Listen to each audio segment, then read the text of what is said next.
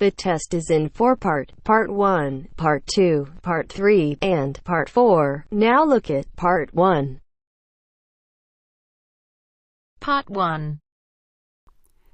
You will hear a telephone conversation between a language student and an advisor. First, you have some time to look at questions 1 to 6.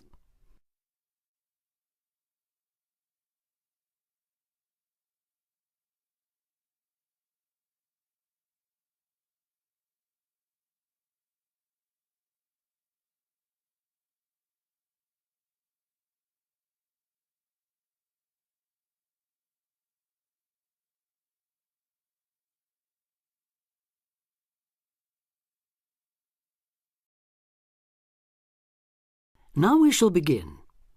You should answer the questions as you listen because you will not hear the recording a second time. Listen carefully and answer questions 1 to 6. Homestay Language Learning, Lisa McDowell here. How can I help you? Hello, my name's Dan, Hello, Dan. and I'm going to be living with a family in Edinburgh for 3 months, so I'd like some advice on what to bring with me. I'm flying in via Singapore on the 15th. Right. Well, perhaps most important of all are your documents: vaccination certificate, sponsor's letter, and the certifying letter from us for immigration. Yes, I've got all those in order, I think. What I'm really wondering about are money and clothes and things for my room. Personal effects, in other words. OK, let's start with cash. You'll already have money in your bank account here, of course, but make sure when you get here you have some cash on you. Pounds, that is, not euros or dollars. How much do you suggest? I'd say 50 as an absolute minimum. OK. Now, the next thing is which clothes to bring. What do you think? Well, as I'm sure you know, it can get pretty cold here, so you will need some warm clothing. There are shops near here that sell winter clothes quite cheaply, so you really don't need to bring much. Do make sure, though, that you have at least one thick sweater and a jacket with you when you arrive here. The temperature's likely to be a lot lower than in Singapore. Thanks for the warning. Now, something else I'm not sure about is whether to bring my computer. It's a laptop, so it won't take up much room. 2 problems. Firstly, it might not be compatible with the electricity supply in this country. And secondly, there's a risk of it getting broken in transit. Someone travelling here had hers smashed only last month.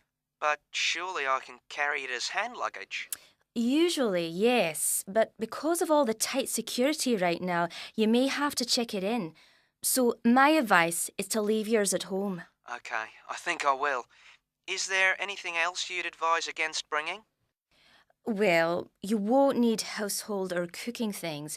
They'll all be provided. And importing food, of course, isn't allowed by customs, though I imagine you already knew that. Well, yes. But there are 1 or 2 things I'd suggest you find room for in your suitcase. Yes? Perhaps a few of your favourite cassettes or compact discs. Of course, you might be able to find them in the shops here, but then again, you might not.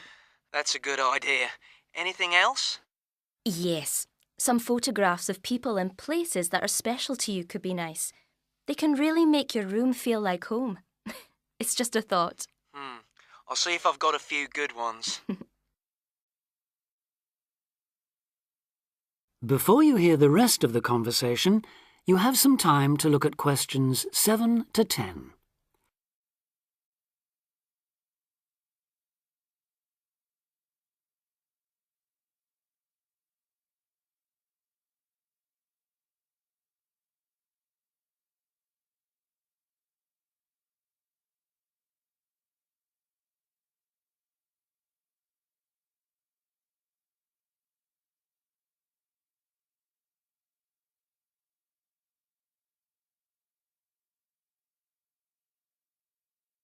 Now listen and answer questions 7 to 10.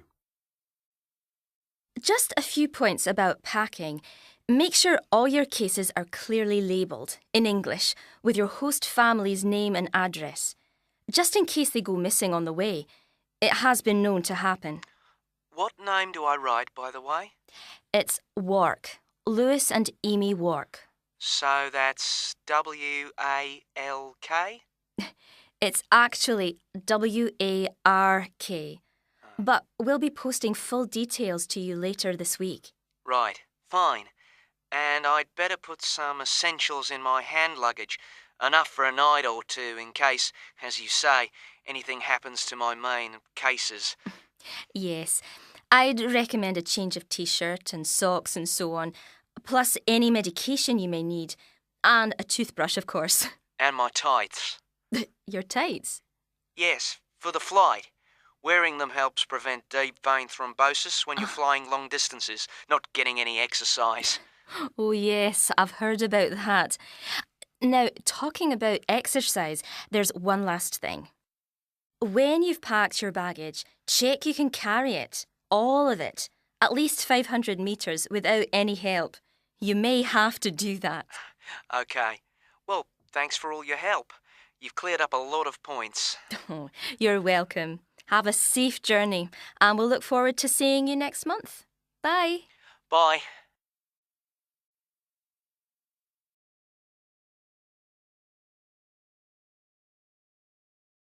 That is the end of part 1.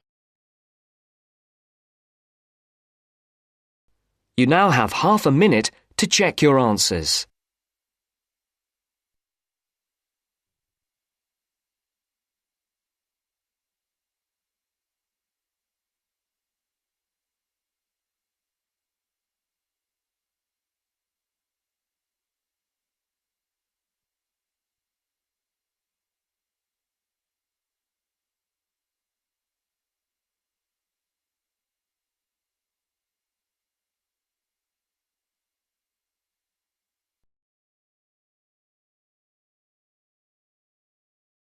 Now turns to part 2. Part 2. You will hear Joanne describing her home city of Darwin in Australia to a man called Rob, who hopes to go there. First, you have some time to look at questions 11 to 15.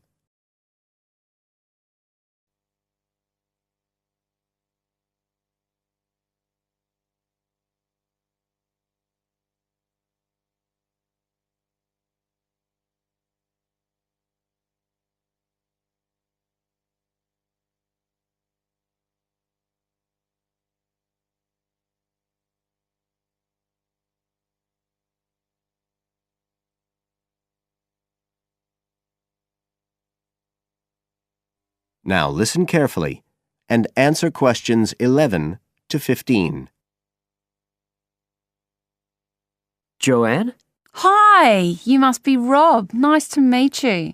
So, I hear you're planning to visit Australia. Yeah, and I really wanted to talk to you because I was thinking of spending some time in Darwin, and my sister told me you're from there. That's right. So, tell me about it. Well, where shall I start? Well, Darwin's in what they call the top end because it's right up at the northern end of Australia, and it's quite different from the rest of Australia in terms of cultural influences. In fact, it's nearer to Jakarta in Indonesia than it is to Sydney, so you get a very strong Asian influence there.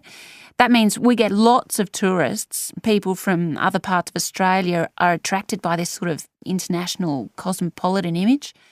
And as well as that, we've got the same laid-back atmosphere you get all over Australia, probably more so, if anything, because of the climate. But what a lot of the tourists don't realise until they get there is that the city's also got a very young population. The average age is just 29, and this makes the whole place very buzzy. Some people think that there might not be that much going on as far as art and music and dancing and so on are concerned because it's so remote. I mean, we don't really get things like theatre and opera in the same way as cities down in the south like Sydney, for example, because of the transport expenses. But in fact, what happens is that we just do it ourselves. Lots of people play music, classical as well as pop, and there are things like artists groups and writers groups and dance classes. Everyone does something. We don't just sit and watch other people. You said it's very international? Yeah, they say there's over 70 different nationalities in Darwin. For instance, there's been a Chinese population there for over 100 years. We've even got a Chinese temple. It was built way back in 1887, but when a very bad storm, a cyclone in fact, hit Darwin in the 1970s, it was almost completely destroyed. The only parts of the temple that survived were part of the altars and the stone lions. But after the storm, they reconstructed it using modern materials. It's still used as a religious centre today, but it's open to tourists too, and it's definitely worth going to see it. Oh, and as far as getting around goes, you'll see places that advertise bicycles for hire, but I wouldn't recommend it. A lot of the year it's just so hot and humid. Some tourists think it'll be fine because there's not much in the way of hills and the traffic's quite light compared with some places, but believe me, you're better off with public transport. It's fine and not expensive. Or you can hire a car, but it's not really worth it. What's the swimming like? Well, there are some good beaches, but the trouble is that there's this nasty creature called the box jellyfish, and if it stings you, you're in bad trouble. So you have to be very careful most of the year, especially in the winter months. You can wear a lycra suit to cover your arms and legs, but I wouldn't like to risk it even so, personally. And there are the saltwater crocodiles too. I mean, I don't want to put you off. There are protected swimming areas netted off where you'll be safe from jellyfish and crocs, or there are the public swimming pools. They're fine, of course. You now have some time to look at questions 16 to 20.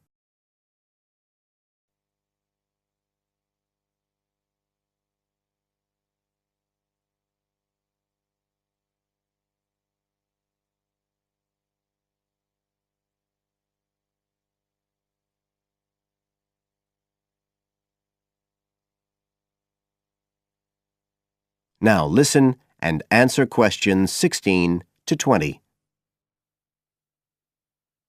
So, which places would you specially recommend? Well, one of the most popular attractions is called Aquascene. What happens is every day at high tide, hundreds of fish come in from the sea, all different sorts, including some really big deep sea fish. And some of them will even take food from your hand. It's right in the middle of town at the end of the esplanade. It's not free. I think you have to pay about $5, but it's definitely something you have to experience. Then, of course, Darwin has a great range of food, being such a cosmopolitan place. And if you don't have lots to spend, the best place to go is to Smith Street Mall, where they have stalls selling stuff to eat. There's all sorts of different things, including Southeast Asian dishes, which I really like. You'd think there'd be plenty of fresh fish in Darwin, as it's on the coast, but in fact, because of the climate, it mostly gets frozen straight away. But you can get fresh fish in the restaurants on Cullen Bay Marina. It's a nice place to go for a special meal, and they have some good shops in that area too. What else? Well, there's the Botanic Garden. It's over 100 years old and there's lots to see. An orchid farm, rainforest, a collection of palm trees, a wetlands area. You can easily spend an afternoon there. That's at Fanny Bay, a couple of kilometres out to the north. Then, if you've got any energy left in the evening, the place to go is Mitchell Street. That's where it all happens as far as clubs and music and things are concerned. You'll bump into lots of my friends there. Talking of friends, why don't I give you some email addresses? I'm sure they wouldn't mind if you...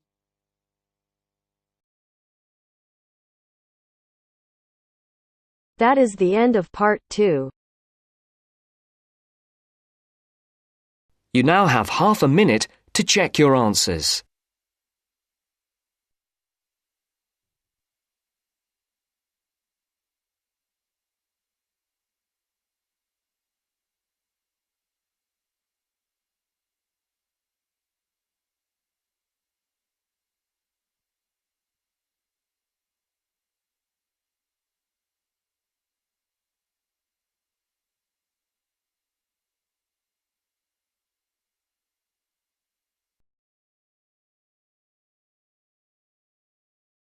Now turns to Part 3. Part 3. You will hear an expert on birds talking about sparrows, one of the most common bird species in urban and suburban environments around the world. The expert discusses some possible causes for their declining numbers. First, you have some time to look at questions 21 to 26.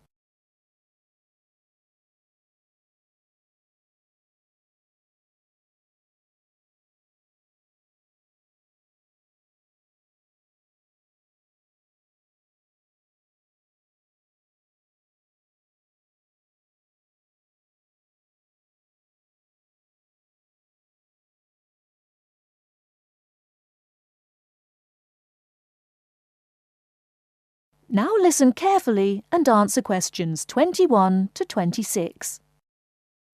Some people dislike sparrows and see them as annoying pests in their neighbourhood. Others see them as an interesting part of the urban environment. Love them or hate them, it could be that the familiar scene of these birds flying, hopping and chirping in our city streets will soon become a thing of the past. Until recently, there were so many sparrows around that people tried all kinds of methods to get rid of them. But it now seems that many people are starting to worry about the declining numbers of sparrows in many cities around the world. Over the past 20 or 30 years, sparrows have been disappearing throughout many parts of the world. In Britain, since the 1920s, the overall population of sparrows has declined by 92%. In London, they were once so plentiful that people who conducted regular surveys did not bother to count them because they were simply too common. Now there are none. This decline has also been recorded in some cities in continental Europe, parts of North America, and India as well. Some people will be surprised at this, as they probably still see many sparrows in their local neighbourhood. But whereas some suburbs may have large numbers of sparrows, in the next suburb there may be none. So, why are they disappearing rapidly in some areas, yet still exist in large numbers in others? Well, it is a bit of a mystery. Some say it is due to local issues. There are a number of factors here, one of which is harassment or predation. Other local animal species harass them and domestic cats hunt them for food. Secondly, there is increased competition both for food and for nesting sites from other seed-eating birds in the neighbourhood. And thirdly, it is now more difficult for sparrows to make nests in modern buildings due to more effective modern building methods. Before you hear the rest of the talk, you have some time to look at questions 27 to 30.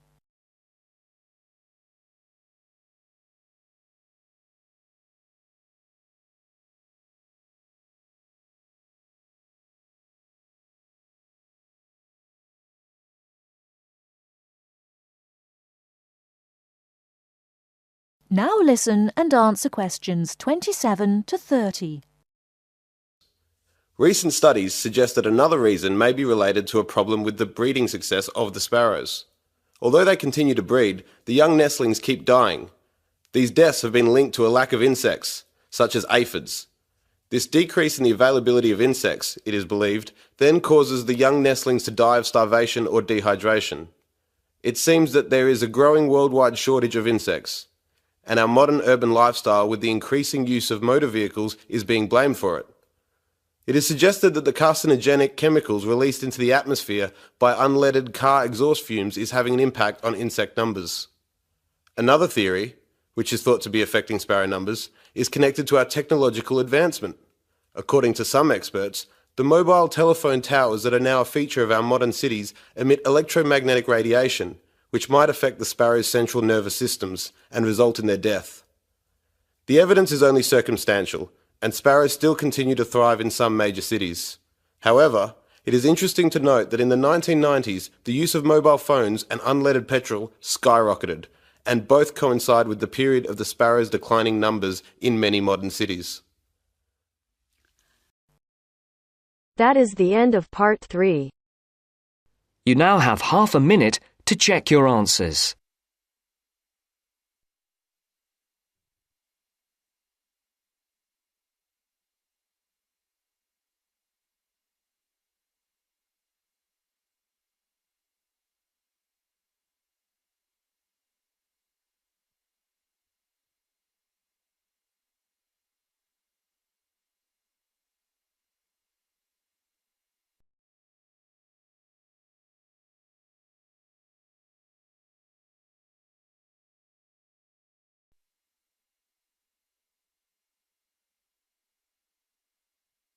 Now turns to Part 4. Part 4. You will hear a lecturer talking about the solar eclipse in history. First, you have some time to look at questions 31 to 36.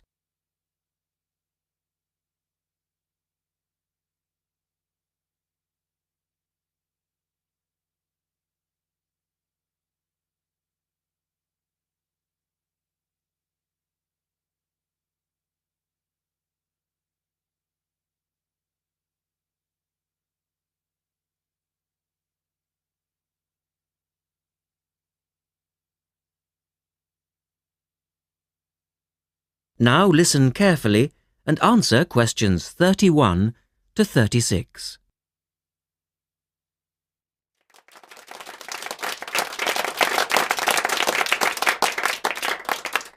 Good evening and welcome to this month's Observatory Club lecture. I'm Donald Mackey and I'm here to talk to you about the solar eclipse in history. 1,000 years ago, a total eclipse of the sun was a terrifying religious experience. But these days, an eclipse is more likely to be viewed as a tourist attraction than as a scientific or spiritual event. People will travel literally miles to be in the right place at the right time to get the best view of their eclipse. Well, what exactly causes a solar eclipse when the world goes dark for a few minutes in the middle of the day? Scientifically speaking, the dark spot itself is easy to explain. It's the shadow of the moon streaking across the Earth. This happens every year or two, each time along a different, and to all intents and purposes, a seemingly random piece of the globe.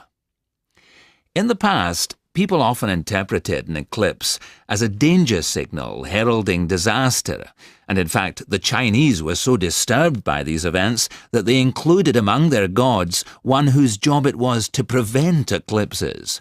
But whether or not you're superstitious or take a purely scientific view, our earthly eclipses are special in three ways. Firstly, there can be no doubt that they're very beautiful. It's as if a deep blue curtain had fallen over the daytime sky as the sun becomes a black void surrounded by the glow of its outer atmosphere. But beyond this, total eclipses possess a second, more compelling beauty in the eyes of us scientists, for they offer a unique opportunity for research. Only during an eclipse can we study the corona and other dim things that are normally lost in the sun's glare. And thirdly, they are rare. Even though an eclipse of the sun occurs somewhere on Earth every year or two, if you sit in your garden and wait, it will take 375 years on average for one to come to you. If the moon were any larger, eclipses would become a monthly bore. If it were smaller, they simply would not be possible. The ancient Babylonian priests, who spent a fair bit of time staring at the sky, had already noted that there was an 18-year pattern in their occurrence, but they didn't have the mathematics to predict an eclipse accurately. In the second part, the speaker talks about a number of scientists. Look at questions 37 to 40.